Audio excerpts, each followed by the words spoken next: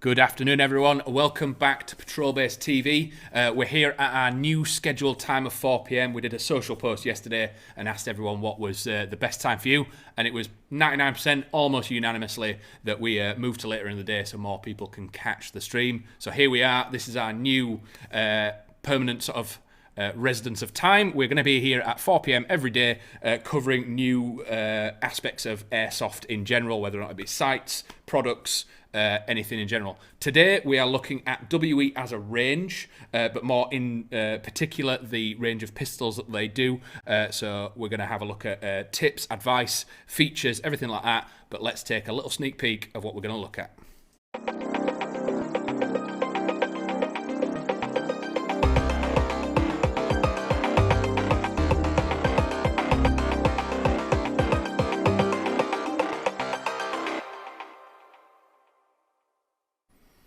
So welcome back. So that was the WE pistol range. I've got various amount in front of me today. WE as a brand has been around for decades, pretty much. Ever since I've played, WE have been a brand anywhere from low-end stuff. If you've just got a one event that you want a specific item for, it's quite easy to get a hold of one, go to the event and use it, and then it'd be useful afterwards. Pretty much everyone I know in Airsoft has had a WE pistol at some point, in some point of their Airsoft career, if you'd like to say that. But yeah, and the other thing as well is they have pretty much every single type of pistol as well. They're probably the broadest range. So as we go through this, if you do have any questions, please drop them down below. We'll flash them up on the screen and we will answer them to the best of our knowledge. So as you can see in front of me here, I've just got 8. Have I got 8? I've got 7. So I've got 7 here in front of me, sort of giving you a rough idea of the range of what WE can offer. So I'll just do a quick left to right of what we have. So we've got the Galaxy on the left, which is the newest entry from WE, very, very new. We've got the Luger, we've got an EU G17 wet, and we've got a standard EU 17. We've got the 223, we've got the 911, and we've got the big high kappa Dragon. Let alone the Dragon on the end. I mean, you look at it, and if you want to have something that's just going to be show off, flary, absolutely incredible, and just a sort of a spectacle to look at, absolutely amazing. If you want something a bit much more subdued, I mean, the EU series, I've had a couple of EU series, I've had multiple of these over the years, where it be the 17, the 18, the 19, depending what you wanted to do. They're great, like gas efficiency is totally fine with them. They're just really, really good. I've recently had a look at the Galaxy as well, waiting for them to come in myself, just to see if it's something that I might touch on, various colours, everything like that. The features on that will probably be astronomical in a video on its own, but we'll cover a few of them when we get round to it. But as I go through a few bits and bats on here, please don't be shy to ask questions down below. We're here to make sure you're getting all the right information at the right time, and we've got questions in already. Perfect timing. Can the Galaxy take HPA mags? Yes. Short answer, yes. Long answer is there's very, very many different ways to do it. Whether or not you get an adapter to do it, whether you permanently HPA the mags, but the pistol itself is absolutely, yes, capable of taking HPA. Again, if you are HPAing as well, it has the option of full auto. So the Galaxy, and I think the Galaxy is the only one here that currently has full auto. Obviously the EU series, if you wanted to jump onto the EU 18, that has a full auto setting, and some of the high cappers will probably have full auto as well. But yes, so probably on this table, if I was to HPA any, it would probably the Galaxy. It's got more features than anything else. Shadow Rider 11,000. Ooh, there's many of them. What mags do the Galaxy take? Excellent question, because a lot of people are wondering, they don't sell Galaxy mags. So what do you look for? It is the same as the EU 17. So the EU 17 and the Galaxy series have compatible and cross-compatible mags. They've not made a proprietary mag for the Galaxy. They simply use one that already existed. So that entail, as you could see, the lower receiver on the Galaxy and the EU are extremely similar. So the features at the bottom of each one are also extremely similar. You get similar triggers, everything like that. And the one thing that we will sell about EU series pistols is the safety. The real steel compartment of this does not have a safety. The Airsoft one does. We have had many people come back in the shop unable to fire the trigger or pull the trigger because this little silver dial back here has slipped back. If that slips back, that is the safety and your trigger will not work. So very similar with the EU18. The Galaxy has an exactly same feature. There's a little silver switch underneath that if that is clicked back, it locks your trigger. Because people aren't aware of it or they don't know there's no switch on the side or nothing obvious, they have thought their pistol's broken. But just get in there, click it forward. It can be quite stiff. Just click that forward and it'll run fine. We've had people drop pistols before and thought they were broken, but it was simply it had thrown the safety on. So yeah, as that question was saying, the EU and the Galaxy run the same magazines. A few more features on the Galaxy is because it is a solid upper receiver, it doesn't have a full working slide like most of the others. It is simply a reciprocating piston at the back, so you rack it at the back, and also that is where you change it from full auto to semi-auto inside there. The two rails that are on it do come in the box. This is the only one that I've got on the table here that comes with detached rails that you have to attach yourself, but there's a rail on the top and a rail on the bottom if you want to add torch, if you want to add optics, anything like that. Absolutely great. And another bonus feature, especially for the guys that are wanting to HPA and be all flashy and stuff, if you're into your speed playing or anything like that, is they come in different colours. So I've got the silver one here. There's purple, black, ice blue, the silver one, and there's probably a gold as well. I think there's a gold. And again, other features on there is you have the iron sights built in, but you obviously can put the dot on it, and you also have a threaded front barrel, pre-threaded front barrel. So you take that little cap off. There's a 40mm thread under there. Throw your tracer unit on there, throw a suppressor on there, throw anything you want on there. So very versatile, very functional, which is a bit of a running theme throughout WE in general. Stepping on to the next one is a throwback, we'll say, many years ago, is the Luger. We will put these down to as a reenactment piece over anything else. If you're going to get one of these, don't expect it to perform as brilliantly as some of the other ones that have bigger magazines, a much simpler reciprocating or bolt system inside. Because of the way these are made, they might get, you'd be lucky to get a full mag out of them purely because of the way that the bolt works inside, if that makes sense. Another feature on this that we have a lot of people coming back to us for is you cannot put the magazine in unless it's racked. The firing pin can get in the way. So when you rack it and then put your magazine in, if you try and put your magazine in, it'll stick, and people are thinking, oh, it's damaged, it's broken, I don't know what's going on. So again, if you come and speak to us, we're more than happy to make sure you know what's going on and you don't think, it's very disheartening when you think something's broken, but it's actually just, you've got to function something in a way. James asking a question, what is the FPS like on the Luger? Good question, well presented. I think on the website we have FPS on there. Normally the Lugers sit around 230 to 250, but this one I couldn't actually say. It'd probably be quite good today because it's relatively warm here. But the way the system works in here, and this being quite a short barrel, it's probably going to be down the lower end compared to some of the other ones, but completely not in a unusable sense. Absolutely 200 to 250 CQB short barrel, it's going to be perfectly functionable. But yeah, so that'll be Luger. Again, with the Luger, you are limited with external features, so you're stuck with your iron sights and an unthreaded barrel. But they do have black versions, and they have ones with big 8-inch barrels if you want something a bit different. So moving on to the two in the centre, we'll cover them both at the same time because they are very similar. So the EU series, or I've got the EU17 here just as an example. So you get the standard black variant if you want it to be a bit more spot on with the look, if you're going for a specific loadout or anything like that. British Army are currently running G17s. It was Brownings and SIGs when I did it, but now they're onto this. And the wet series is exactly the same, just a bit posher. So they've put serrated slides on it. They've cut the slide to lighten it a little bit. Skulls on the back, fibre sights.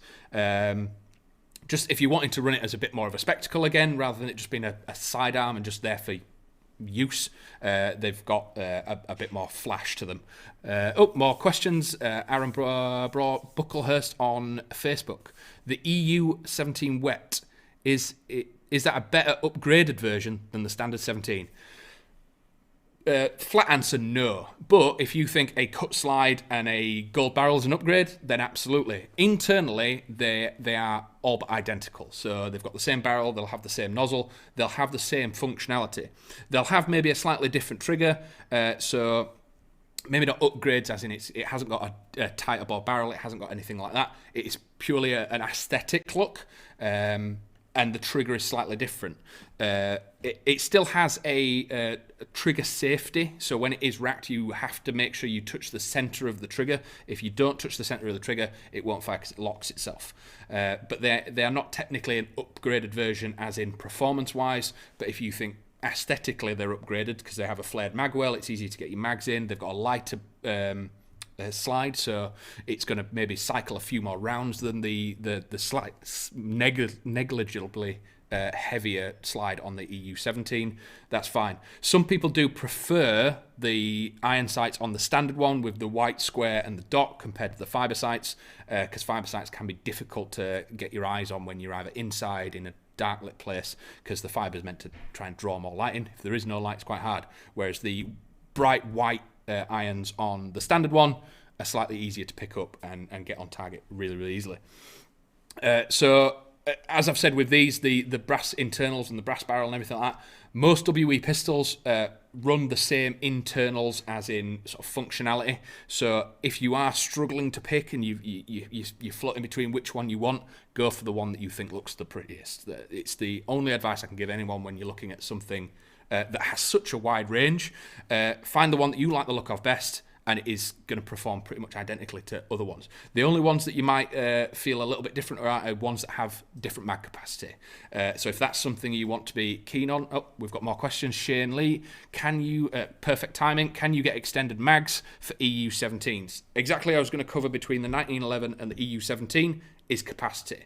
So if you're kind of torn between the two, the 1911 is a single stack magazine, so you get a single stack of BBs, whereas the high cap, they're double stack, so you get more in there. But yes, with the EU17, the wet version and the Galaxy, you can get extended mags, go all the way to 50 rounds or anything like that. That doesn't mean you can't get them for other ones, but also that's saying with the 1911, it is still single stack. So you are going to get more physical gas inside the EU18s, which means it's easier to finish the mag with the amount of BBs you've got in there.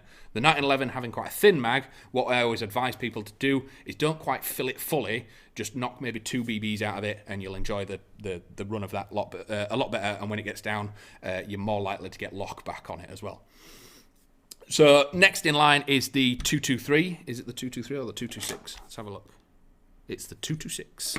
So this is the unrailed version. Featured on this, you've got the knurled rail, knurlings at the back, easier to rack it. You obviously don't have the rail on the bottom of this one for a torch, but you can get one that has that.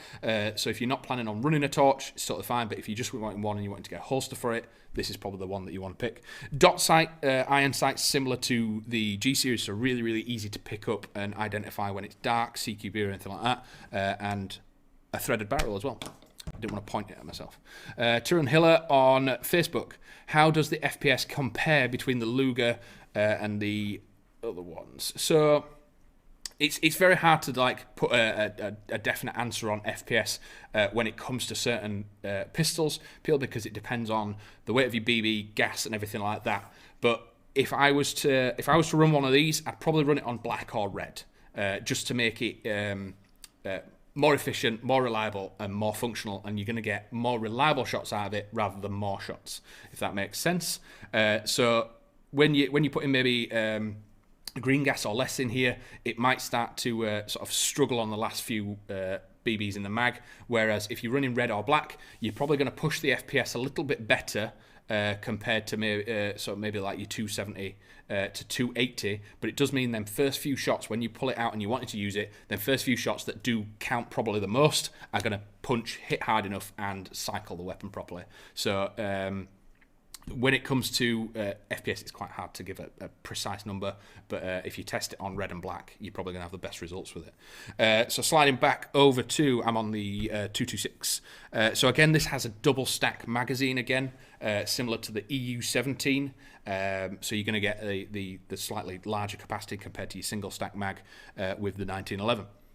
Speaking of the 1911, obviously safety features on this, it does have the beaver tail at the back, so when it is racked you can physically put a safety on, but also you have to be holding it as well, so there is a little beaver tail at the back. If you're not holding that, the trigger won't work. It's nice and simple. So this has fixed set iron sights, so they're not adjustable.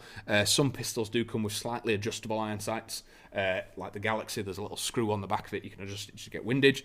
With it being iron sights, normally your engagements are going to be 5, 10, 15 meters, so it's kind of a rough estimate, and if you go in body mass, you're probably going to hit your target, especially with something like this. Markings on this are really nice and neat, but this is sort of a throwback to, like the Luger, this is a throwback to the era style 1911. Super basic, super nice, super sleek. Not too many bells and whistles, just purely functionality, which is really nice. It's got plastic grips on there just to keep it lightweight, and a single stack magazine. But obviously there's no rail on this one, but all those guys out there that are into your 1911s, you know that the 1911 just has every feature imaginable in some way, shape or form.